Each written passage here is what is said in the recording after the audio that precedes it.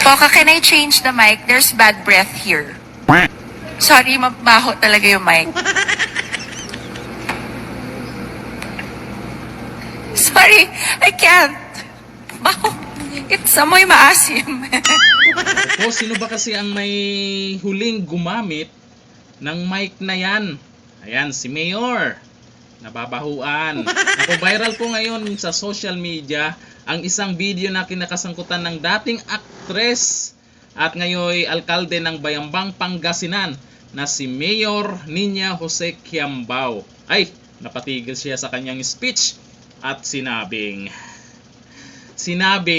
change the mic. Dahil daw may gumamit daw na bad breath dyan. Nako. Marami pong nag-react dito kasi grabe naman yan. Talagang i-announce niya na ganon, na nabahuan siya. Talagang kung nabahuan siya, bakit gamit-gamit pa rin niya yung mic habang, di ba? Habang nagsasalita siya. Amoy asim daw. Bad breath, amoy asim. Baka naman uminom lang ng suka yung huling gumamit.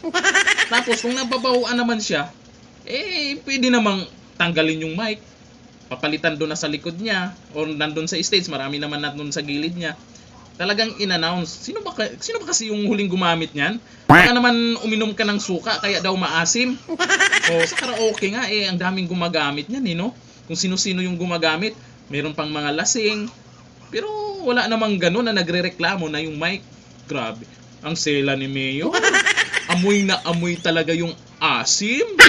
Baka kasi yung huling gumamit niyan. Yung mic na yan. Ano lang kasi dito, parang napahiya naman yung huling gumamit. Siyempre, daming tao dyan. Alam nila kung sino yung huling gumamit. Di ba? Baka naman maselan lang talaga si Mayor. Baka naman may naamoy lang talaga siya. May iba kasi, napapansin ko lalo na yung wireless na mic.